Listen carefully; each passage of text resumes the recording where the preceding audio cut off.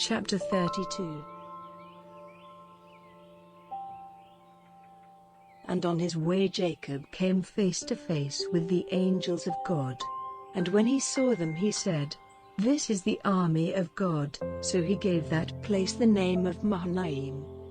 Now Jacob sent servants before him to Esau, his brother, in the land of Seir, the country of Edom, and he gave them orders to say these words to Esau, "Your servant Jacob says, till now I have been living with Laban, and I have oxen and asses and flocks and men servants and women servants, and I have sent to give my lord news of these things so that I may have grace in his eyes."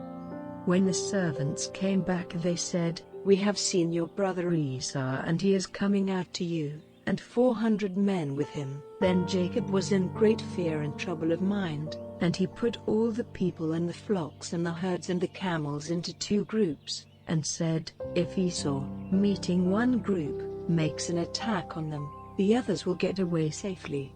Then Jacob said, "O God of my father Abraham, the God of my father Isaac, the Lord who said to me, 'Go back to your country and your family and I will be good to you,' I am less than nothing in comparison with all your mercies and your faith to me your servant, for with only my stick in my hand I went across Jordan.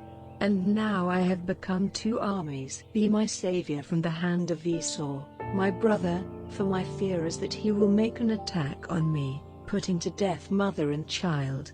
And you said, "Truly, I will be good to you, and make your seed like the sand of the sea which may not be numbered."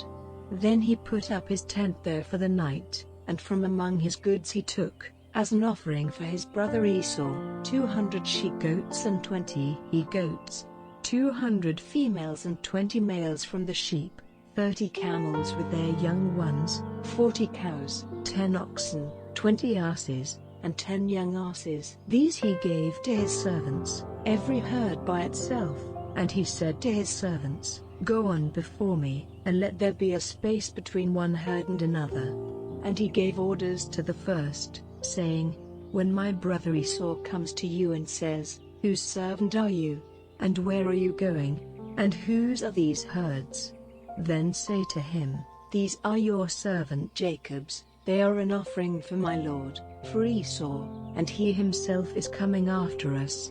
And he gave the same orders to the second and the third and to all those who were with the herds, saying, "This is what you are to say to Esau when you see him. And you are to say further, 'Jacob, your servant, is coming after us.'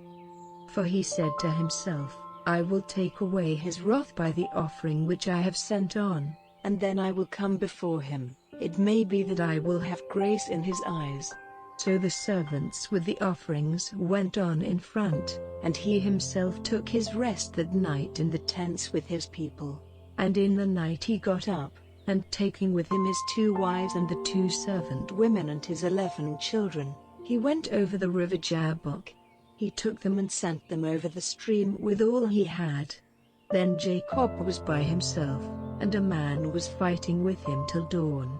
But when the man saw that he was not able to overcome Jacob, he gave him a blow in the hollow part of his leg, so that his leg was damaged. And he said to him, "Let me go now, for the dawn is near." But Jacob said, "I will not let you go till you have given me your blessing." Then he said, "What is your name?" And he said, "Jacob." And he said, "Your name will no longer be Jacob, but Israel, for in your fight with God and with men you have overcome." Then Jacob said, "What is your name?" And he said, "What is my name to you?" Then he gave him a blessing. And Jacob gave that place the name of Peniel, saying, "I have seen God face to face, and still I am living." And while he was going past Peniel, the sun came up, and he went with unequal steps because of his damaged leg. For this reason the children of Israel, even today, never take that muscle in the hollow of the leg as food, because the hollow of Jacob's leg was touched.